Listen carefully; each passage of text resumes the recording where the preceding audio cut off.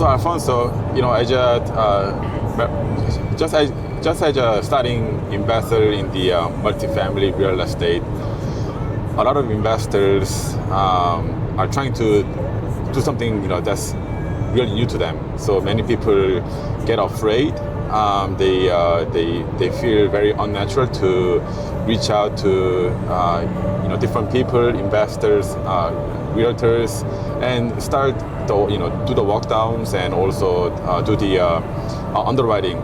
So I just want to provide the context on how much effort should be put into when starting out in the multifamily space. Mm-hmm. So there's no correct number, but just to provide a number, how many properties should an investor, a brand new investor, should underwrite before even complaining that there's no opportunity, or before even thinking about walking away from investing in multifamily?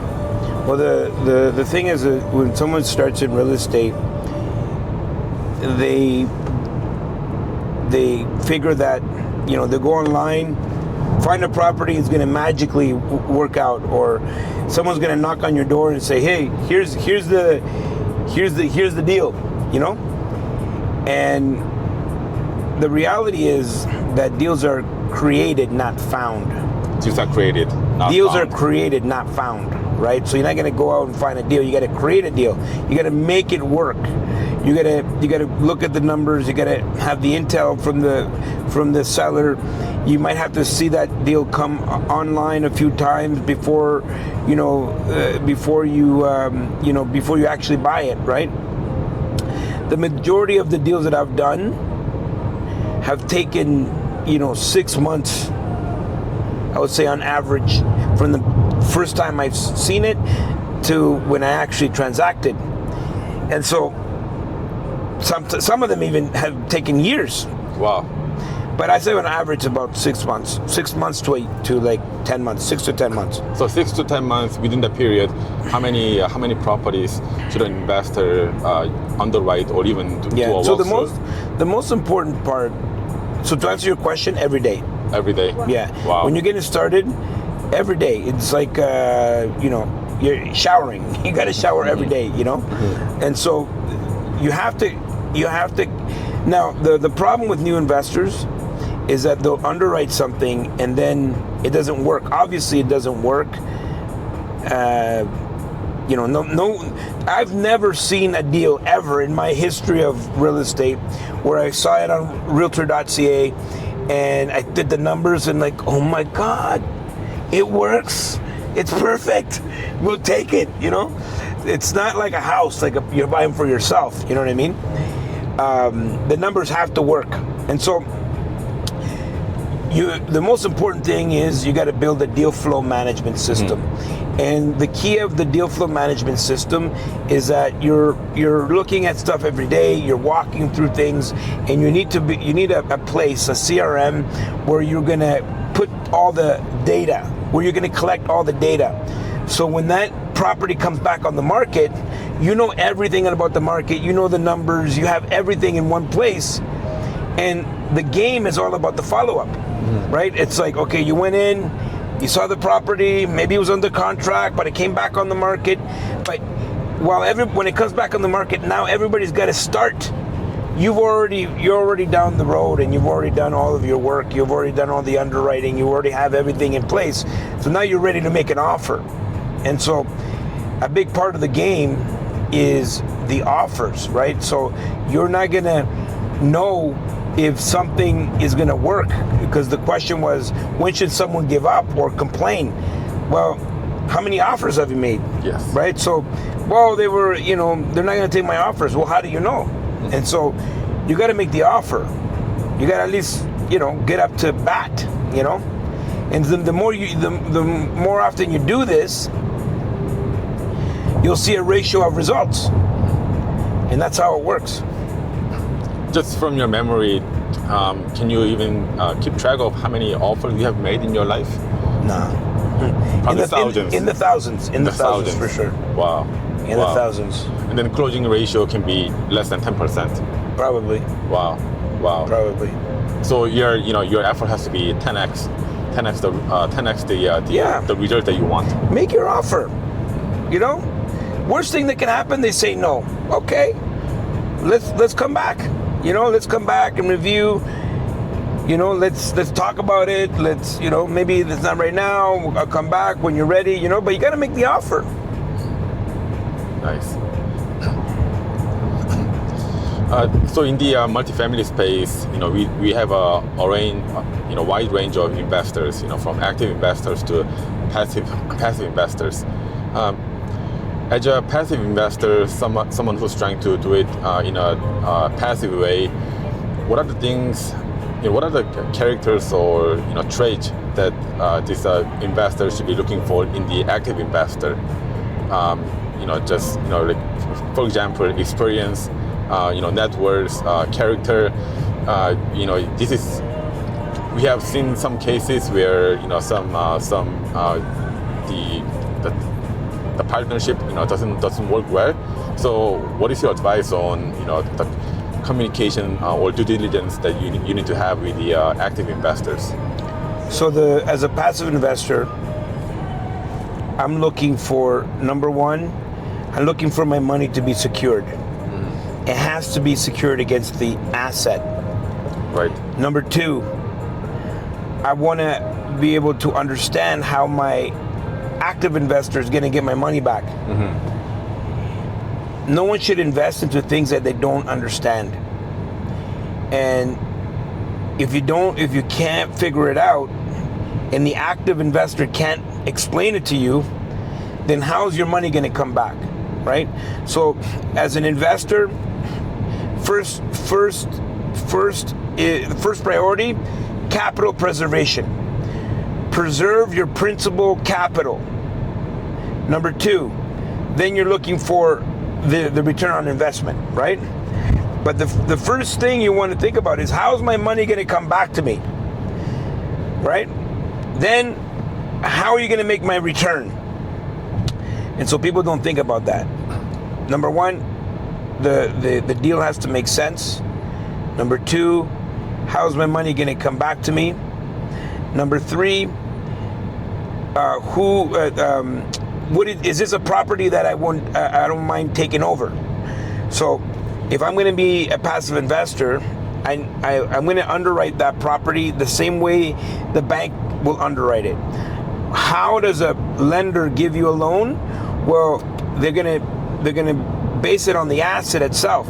And if they're willing to take over the asset, they're going to give you the loan, because if you went away, that means that they would have the asset. So I would never passively invest into anything that I'm not willing to take control if I needed to protect my money. Now, if it's a little sprinkle here and there, a little bit of money here and there, I'm not worried about that. But I'm talking about big money. If I'm going to invest big money, it needs to be on an investment that I have control over the preservation of my capital. So safety, for example, the active partner gets sick, all of a sudden, now it's on the passive partner, or else the investment tanks. Mm-hmm. So you need to also be prepared and ask yourself, am I willing to take over this deal if I had to? I'm gonna make sure that the active partner knows what they're doing. It could be their first deal, but have they invested in themselves to learn how to do this business in the right way? Do they have the right guidance in place? Is there any more that they can learn? I'm not going to throw out the baby with the bathwater, but I want to make sure that they truly understand how to be a really good operator, and I want to make sure that our values are aligned. I don't think that is a unreasonable ask, right? That values and goals are aligned of what we want this investment to look like. And I want to make sure that my active investor is also making money. So I'm a passive investor. If I see an investor package that doesn't have acquisition fees, doesn't have asset management fees, it doesn't have all the standard fees that we are going to put into a contract as active investors, if I don't see that, there's no way that this active investor is going to keep their attention on the investment. That means that my money's in jeopardy if the active investor is not making money. Well, that's one major point for me.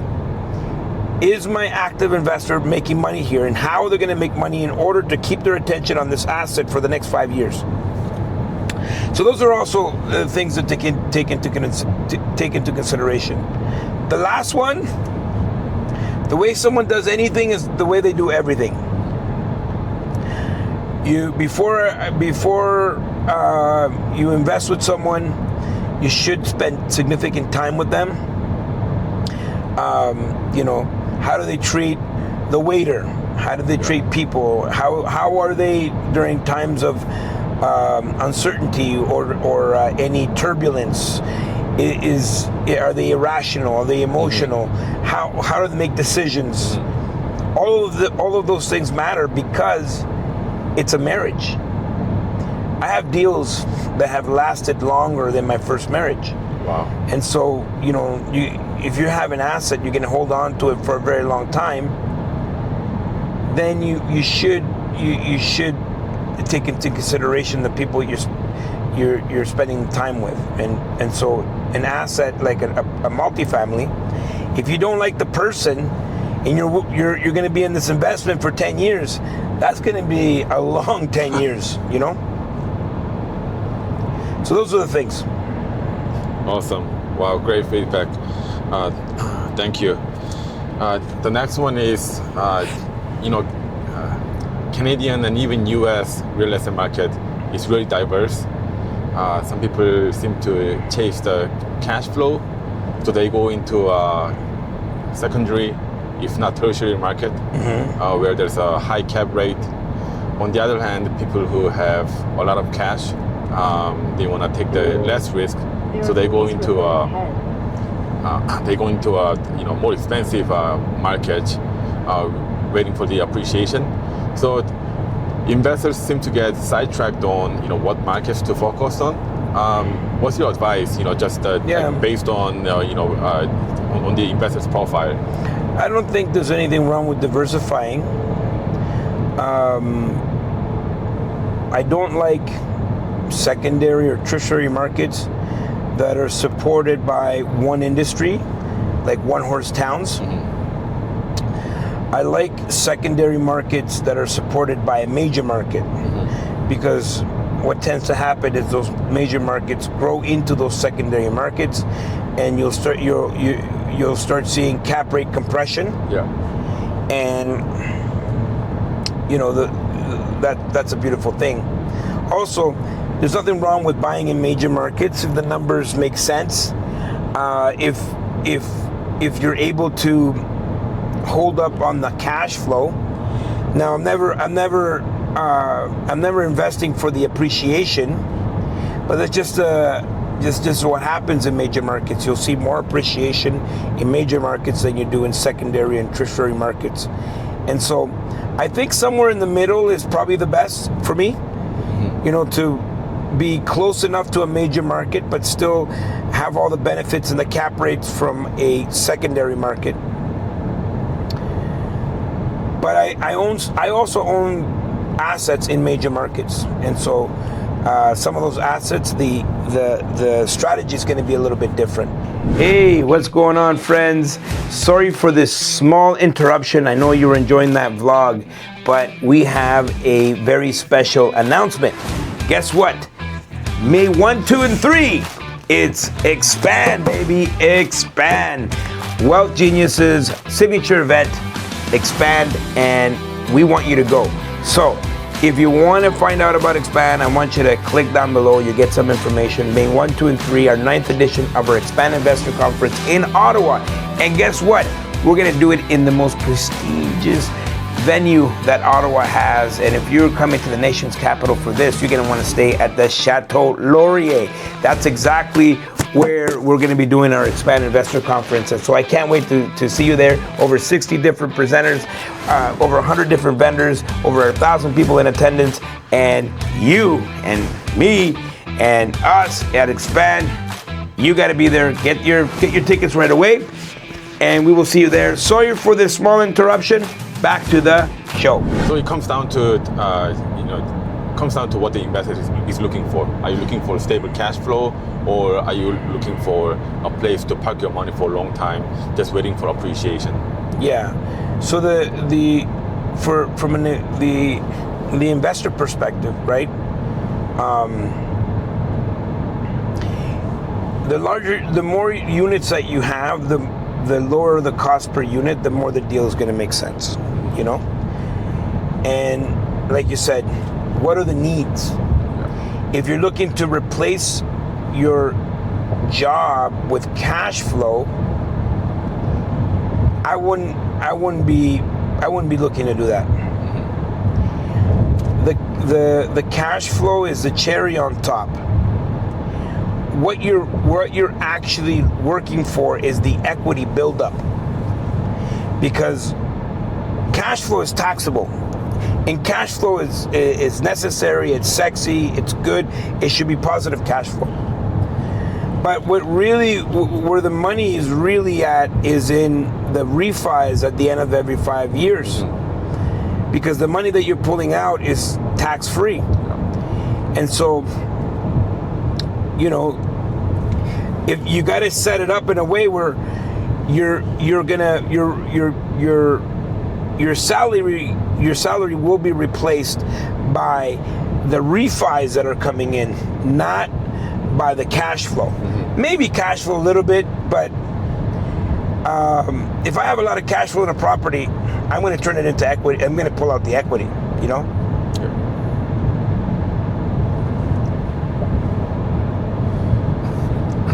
Are you able to talk about Expand Wealth a little bit? Yeah, I can talk about it. Okay. So Alfonso, in Canada there are a lot of private multifamily REIT. Can you explain why, what really differentiates Expand Wealth from other private REITs? So there's other REITs that focus on multifamily, but they're also have land development. They also have other types of asset classes that they also do within their REIT. We are strictly only multifamily, and the idea is we're investing into turnkey blue chip assets, and basically it's the safest approach that anybody can have. And so in terms of differentiating, what other REITs are doing and what we're doing, we're just kind of focused on this one asset class, which is multifamily, and we want to be the number one multifamily REIT in all of Canada. So that's the goal that we have. The big differentiator, and this is just in my observation, is that some of these REITs are really, you have some operators that get with some, business people that have business degrees, and they figure out numbers, and they work on a spreadsheet, which is fine. There's nothing wrong with that. We're operators through and through, and there's something different with an operator that knows, that has been doing it for a very long time, than someone that's just coming out of university. They're analyzing deals or whatnot, and they're looking at the spreadsheet. I can walk through a property and not have to look through a spreadsheet. Wow. And so if someone's making a decision on what REIT they should be investing in, they should look at the operators. Mm-hmm. What's their experience? How long have they been investing before they even, started building their own REIT? I had been investing for 24 years before we even started on the REIT. Mm-hmm. And so we have the experience, we have the capacity, we have the team, and And so I think that those are the major differences between what other people are doing, which I think anybody that's doing a multifamily, it's on the right track. That's just what we believe. But there's slight differences, but primarily we focus and we're great operators. Awesome. Do you need a little break? No. Keep going. Okay, perfect. Awesome. Nice. Alfonso, across the nation, on average, Canada saw, the average rent drop across the multifamily assets. This is making some people anxious. They think that this is not a good time to invest in multifamily. Can you use your experience in the past to explain why multifamily is probably one of the best asset class to invest in during downturn? Yeah. So the question that you're asking is why aren't people investing when there's deals, when people are more negotiable than when the market is up and prices are up and they're not negotiable, right? Yeah. That's what it really comes down to. When there's vacancy, that means that there's more motivation there and prices reflect those vacancies, which means that you can get a property at a discount. The problem is that most people are taught to chase the market. So they wait for the headlines and the people to start talking about it, then they take action. What you should be doing is learning ways on how you can profit from any market. And the way you do that is by understanding cash flow, understanding that it has to cash flow first, understanding the long term, so you want to invest for the long term. And this is the time to take action. Multifamily will always outperform any other asset class if you buy it in the right way when it comes to economic downturns. That goes without saying. But having said that, most people tend to freeze and they become paralyzed because of the news, rhetoric, there's high vacancy, this and that, the other, so that keeps people from the market.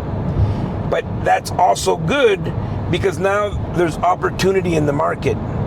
And so we're living through the best of times, and if multifamily is the best asset class, well, now you can pick them up on sale.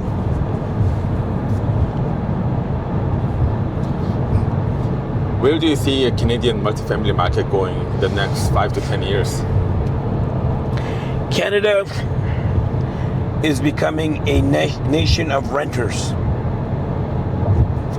I think the majority of the new generation doesn't want the responsibility of ownership. And so the demand is going to continue to increase, and supply will always be behind the 8 ball, behind the units that we actually need. So you'll have a big demand with very little supply, and I think for the next foreseeable future, that's kind of where we're going to end up. We're talking about it like at some point there's going to be a lack of units on the market because nobody's building any more condos. You know.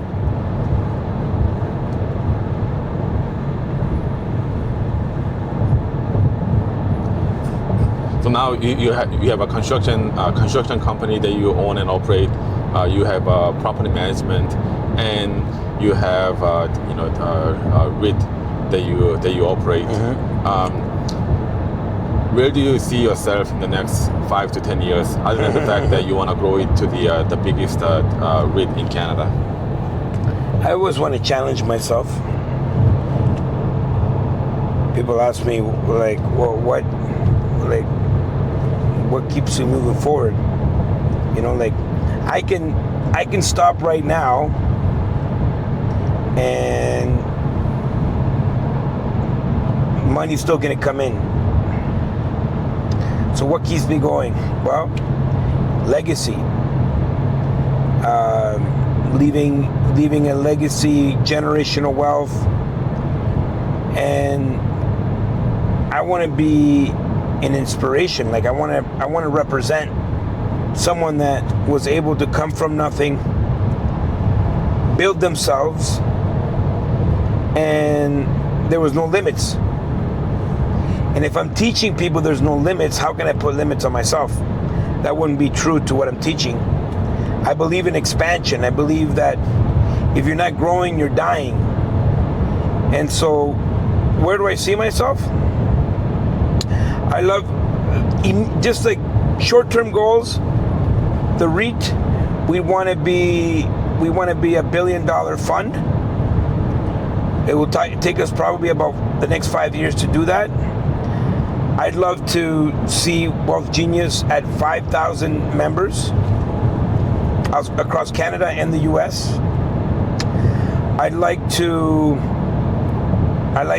build 1 or 2 apartment buildings a year. In 1 kilometer, turn left. Maybe 60 plus units.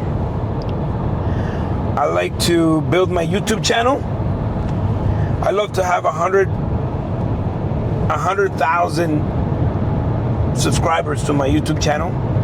Well, let's just remind the viewers to subscribe right now to your YouTube channel. Subscribe, man! Subscribe! What are you even doing watching this without subscribing? What's your YouTube channel name? Alfonso 2K8, but they just can put my name. Yeah, search for Alfonso Cuadra and you'll find his YouTube channel right now. Yeah. Subscribe right now. Well, if you're watching this video, just subscribe wherever you've seen this video. But I'd love to see the podcast have 1 million downloads. 3 kilometers. Take the exit on the right. I love to be inspiring 1 million youths. So we have the Cuadra Youth Foundation, and we put about 7,500 kids through our program. Wow. We want to get to 1 million young people that have come through the financial literacy program. We want to grow the property management company to make sure that we're more efficient and we're managing all of our own portfolio.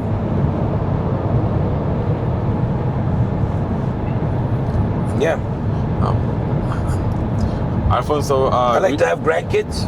Grandkids. That is coming soon? No, not yet. But you're way too cool. You're way too young and cool to be a granddad yet. I'll be the coolest granddad. Yeah. Yeah, I'll be the coolest granddad. I want to be a granddad when I have the energy. Mm-hmm. Wow.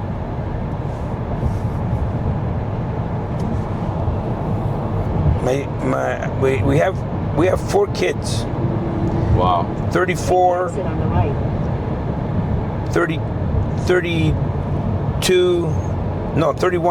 30, and now the youngest is going to be 20. Wow. Turn left. Wow. Oh shit. Turn left. It's okay. We messed up. It's okay. It's only a few minutes of detour. I think there's a police hiding soon. There are police reported ahead.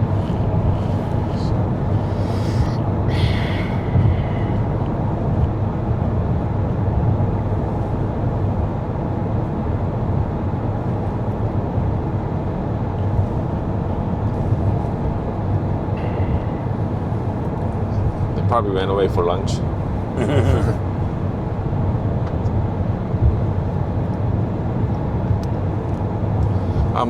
Are you able to talk about some of the students' success in the past through Wealth Genius Group? Yeah, I can talk about it. Okay, I'll just ask you right now. Yeah. So, Alfonso, can you share an example of how successful some students have become out of Wealth Genius Group? well, We have, a lot. Like last year, we did over $1 billion in transactions. And we've had people like Babar, right? Babar, he's doing a big renovation, a big land development deal in Edmonton, and both Faizan, Babar and Faizan have come to every single expand, and every single expand, all 8 expands, and I'm sure they'll be there at number 9. They've won awards for deals that they've done. Wow. We have one student out of Montreal, got the refi of the year last year, Norm, $12 million. Wow. $12 million. I don't remember him. Yeah, he got the refi of the year. We got James. James bought a 33-unit apartment building. It just left. Oh. Yeah, into that little. James bought a 33-unit apartment building. Turn left. For $3 million and change. Wow. He turned over 19 out of the 33 units, so they were all underperforming. Wow. He turned over 19 out of the 33, and it was just reappraised for $8.4 million. He made about $5 million bucks. 28 years old. 28 years old. Yeah. That's when people, finish their, degree from university. With probably, a couple $100,000 of, student debt. Yeah. We have Oliver and Gabriel. These guys are incredible go-getters. Came to the boot camp. In a bus? On a bus. Wow. Yeah. Came to the boot camp on a bus. Couldn't put 2 nickels together. They had savings that they saved up at Subway. You working at Subway? Jesus. Wow. And anyways, they betted on themselves. They came into Wealth Genius. The first deal that they did was a 12-unit apartment building. Wow.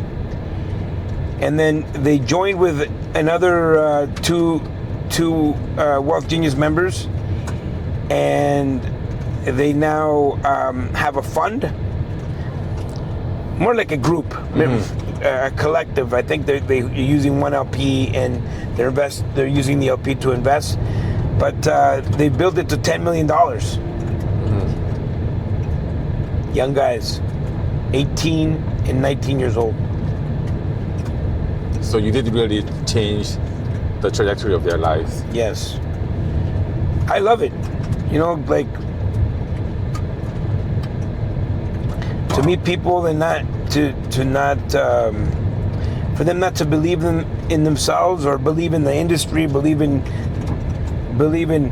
anything good will happen to them, and then to see them transform and see the possibilities and then execute, which is more important, the most important. To me, it's a blessing. Show them what we're looking at. This is dirt road. Timbuktu, Alberta. Alfonso, this is a personal question. When people started making In 800 meters. a considerable amount of wealth, a lot of people seem to go after their ego and what makes them just for the appearance, right? Buying fancy cars, nice things, and go on really expensive shopping spree. Okay. What's your of course you do have the ability to do that, but what really drives your behavior when it comes to consumer mindset? Don't be a dumbass. One of the things that I always consistently remind myself is about having the consumer mindset or the investor mindset. right? So if you are a consumer, your mind is going to be set up to make money and buy stuff. You make more money and buy stuff. You make money, you buy stuff. You get a raise, buy more stuff. You get even another raise, your expenses match that what's coming in. So you'll never ever get ahead. This is called being in the rat race, right? So all these, because anybody that understands investing and they have the investor mindset, even a little bit of money, if you started with a little bit of money, you can end up rich. Someone working at McDonald's can end up wealthy, as long as you're investing.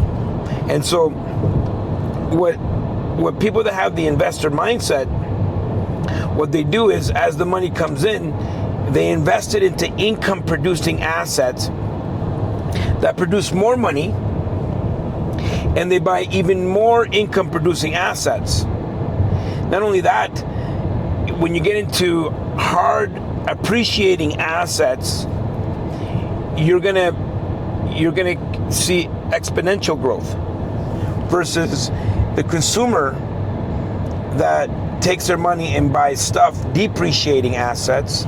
Well, they're gonna wake up one day and say, well, I worked for 40 years of my life and I don't have anything, because they never invest in anything. You can't expect to have results if you didn't do anything, if you didn't invest. You can't. I don't even think you have a right to be upset. What are you upset about? You never put in the work. You never sacrifice. And that's the biggest thing. I don't know if the word sacrifice is the right word, but prioritize is probably a better word. But what are your priorities? And what are your values? What are your values and what are your priorities? In 800 meters, turn right. And if you want to achieve things, you're gonna have to prioritize and go without for now, to build yourself to a point where buying a car is just whatever, Turn right. Like, I don't need to lease a Ferrari. I don't need to lease a Ferrari or Lamborghini, because I can buy 5. There's no longer a need for me to own that, because I know I can own it.